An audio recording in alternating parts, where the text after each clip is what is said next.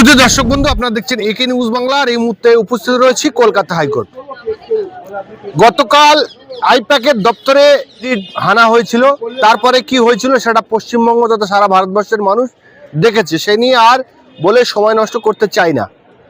ইডিও মামলা করেছিল তৃণমূলের বিরুদ্ধে, মমতা ব্যানার্জির বিরুদ্ধে, আর তৃণমূল কংগ্রেস ইডির বিরুদ্ধে মামলা করেছেন। সেই মামলার কিন্তু আজকে শুনানি হলো। হাইকোর্টের মধ্যে এতটাই হয় হট্টগোল শুরু হয়েছে যে সেই মামলার দিন ধার্য চেঞ্জ করতে হলো। অর্থাৎ এই মামলা আবার 14 তারিখে, জানুয়ারি মাসের 14 তারিখে কলকাতা হাইকোর্টে উঠবে। আর সব থেকে বড় বিষয় হলো আইনমন্ত্রী চন্দ্রিমা ভট্টাচার্য, তিনি কিন্তু আজকে কারণ ছাড়া কলকাতা হাইকোর্টে উপস্থিত হয়েছিলেন। আমরা সূত্র মারফত খবর পেলাম যে তিনি নাকি এই কলকাতা হাইকোর্টের একজন আইনজীবী, কিন্তু তার পরনে কোনো রকম ড্রেস ছিল না।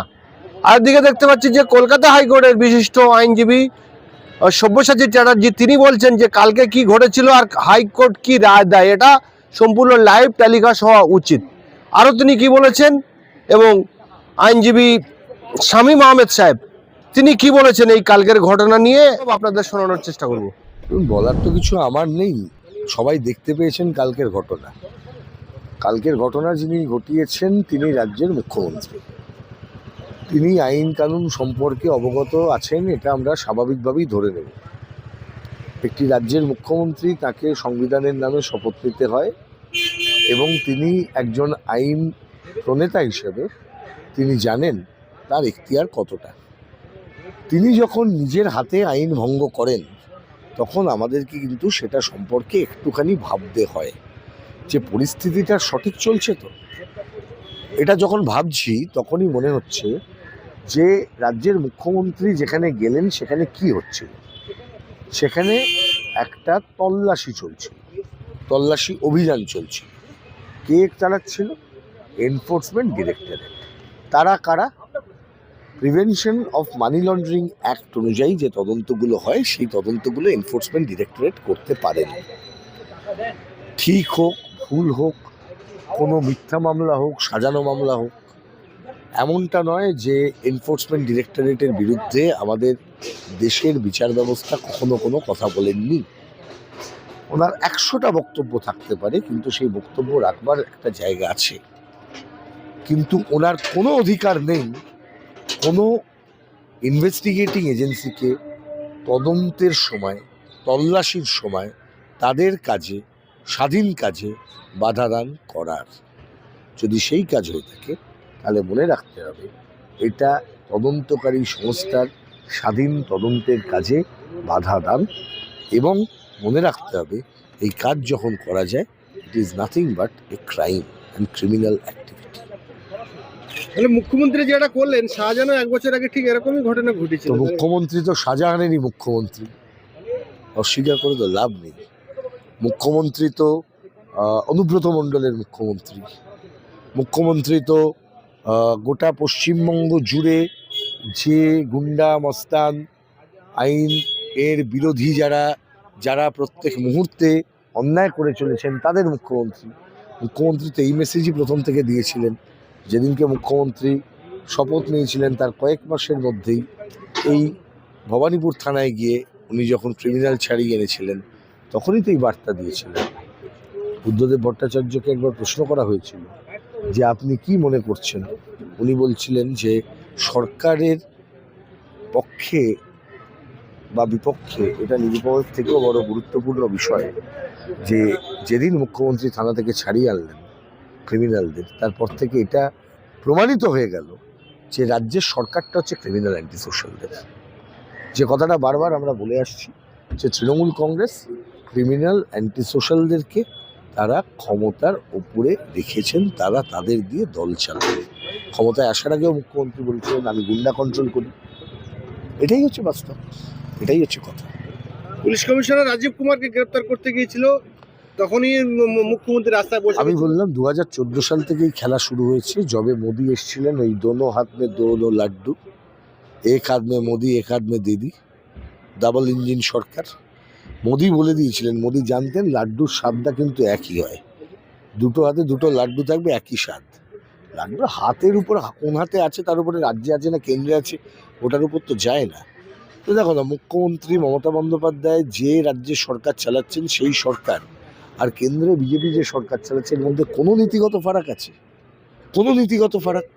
একটা উদাহরণ দাও। রাজ্যের যে অসংখ্য শূন্য পদ, মুখ্যমন্ত্রী মমতা বন্দ্যোপাধ্যায় তা পূরণ করানোর জন্য চেষ্টা করছেন না। অন্যদিকে কেন্দ্রের যে অসংখ্য শূন্য পদ, স্বরাষ্ট্রমন্ত্রী, প্রধানমন্ত্রী তারা কোনো উদ্যোগ গ্রহণ করছেন না।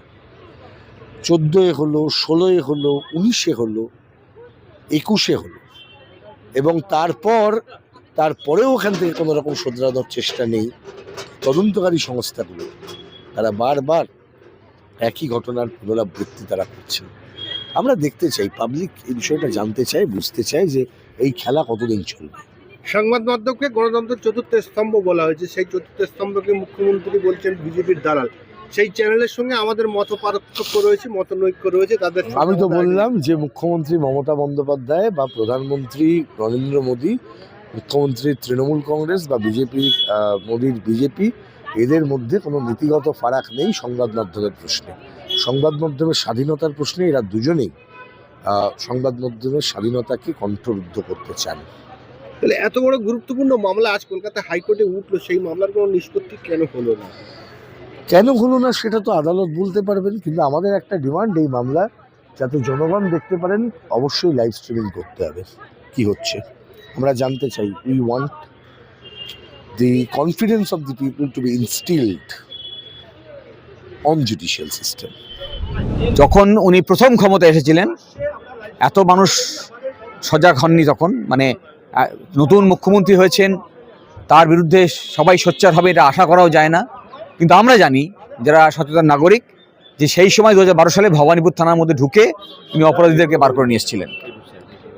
আর এখন যখন এই দেশের মধ্যেকার একটি সংস্থা ইডি যখন রেড করতে গেছে আইপ্যাকের অফিসে, তখন মুখ্যমন্ত্রী নিজে যাচ্ছেন, যিনি সংবিধানের শপথ নিয়েছেন যে আইনকে রূপায়ণ করবেন, আইনের শাসন প্রতিষ্ঠা করবেন।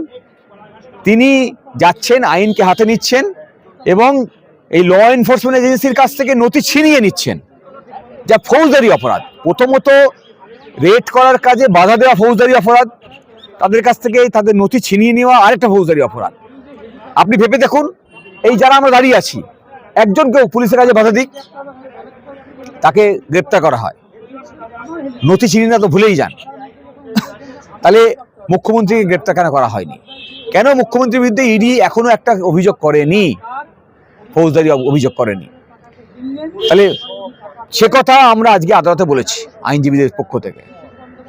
আমরা যে অল ইন্ডিয়া লয়ার্স ইউনিয়নে যারা প্রতিনিধি ছিলাম, আমরা বলেছি আদালতকে যে এই যে মামলা করা হয়েছে গতকালের ঘটনার প্রেক্ষিতে, বেসিক্যালি গট আপ গেম। আমরা জনগণের প্রতিনিধি হিসেবে আমাদের দায়িত্ব, অফিসার অফ দ্য কোর্ট হিসেবে আমাদের দায়িত্ব আদালতের কাছে সঠিক তথ্য তুলে ধরা, যাতে এই যে got up game CBI, ED এবং মমতা ব্যানার্জি করার চেষ্টা করছে।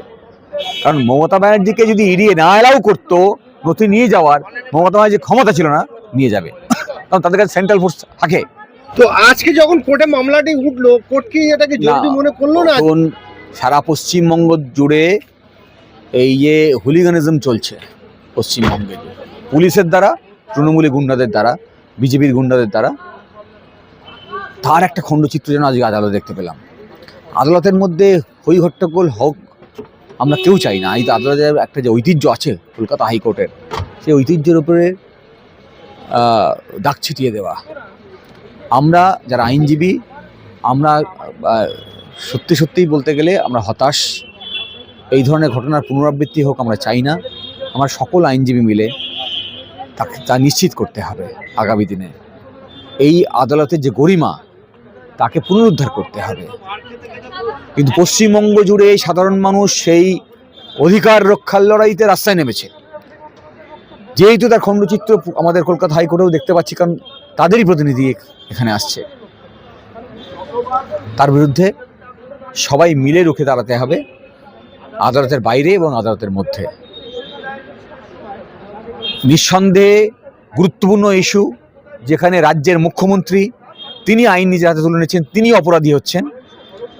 ফলে আমরা পশ্চিমবঙ্গবাসীর পক্ষ থেকে, আমাদের আইনজীবী সংগঠনের পক্ষ থেকে আদালতের কাছে সেই প্রশ্নই তুলে দিতে ধরেছিলাম যে যারা ইডি অফিসার যারা মুখ্যমন্ত্রীকে অ্যালাউ করলেন এই ধরনের নথি নষ্ট করার, নথি ছিনিয়ে নেওয়ার জন্য, যারা মুখ্যমন্ত্রীকে অ্যালাউ করলেন রেডের কাজে বাধা দেওয়ার,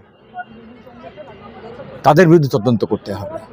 কেন সঠিক পদক্ষেপ নেওয়া হয়নি? পূর্ব অভিজ্ঞতা ছিল আপনাদের রাজীব কুমারের ক্ষেত্রে, শাহজাহানের ক্ষেত্রে, তা সত্ত্বেও কেন নিলেন না? 2, মুখ্যমন্ত্রী যে অপরাধ করলেন সেই অপরাধীর অভিযোগ দায়ের করতে হবে এবং মুখ্যমন্ত্রীকে হেফাজতে নিয়ে তদন্ত করতে হবে। যেভাবে পশ্চিমবাংলার যে কোনো একটি সাধারণ নাগরিক যদি পুলিশের কাজে বাধা দেয় তাকে যেমন হেফাজতে নেওয়া হয় এবং তদন্ত করা হয় যে কারা এর পিছনে আছে, কেন এটা করা হলো সেটা খুঁজে বার করতে হবে। আর না হলে যারা আইন প্রতিষ্ঠার দায়িত্বে আছেন তারা যদি প্রতিনিয়ত এই সুযোগ পান আইন ভাঙার, অপরাধ করার, তাহলে এই পশ্চিমবঙ্গ জুড়ে অ্যানার্কি তৈরি হবে। তার বিরুদ্ধে সবাইকে একসঙ্গে লড়তে হবে। আইনমন্ত্রী চন্দ্রিমা ভট্টাচার্য আজকে এসেছিল কেন? আমরা তেমনি সরকারি যারা মন্ত্রী তাদের ডাকলেও নোটিশ দিলেও নোটিশ ফেল করে পরবর্তী ডেট নেয়, সেদিকে দেখলাম চন্দ্রিমা ভট্টাচার্য আজকে উপস্থিত হলেন। চন্দ্রিমা ভট্টাচার্য আমাদের আদালতেরই আইনজীবী, কিন্তু উনি এসেছিলেন কোনো আইনি পোশাক না পরেই। ফলে আমি ধরেই নিতে পারি যে কোনো একটা গুরুত্বপূর্ণ মামলা আদালতে আছে, তার কোনো পর্যবেক্ষণের দায়িত্ব তাকে দেওয়া হয়েছে। মন্ত্রী হিসেবে তিনি আদালতে আসার কথা নয় যদি আদালত না রাখে, কারণ তাকে পাবলিক সার্ভিস করতে হয়, জনগণের জন্য সেবায় তাকে নিযুক্ত থাকার কথা। কিন্তু যারা জনগণের সেবায় না থাকে, জনগণকে শোষণ করার কাজ করেন, যারা অপরাধকে ঢাকার চেষ্টা করেন, তারা তার রাজ্যের মুখ্যমন্ত্রী, আমাদের রাজ্যের মুখ্যমন্ত্রী যখন অপরাধ করে তাকে ঢাকা দেওয়ার জন্যে সেই চক্রের অংশ হিসেবেও আসতে পারেন।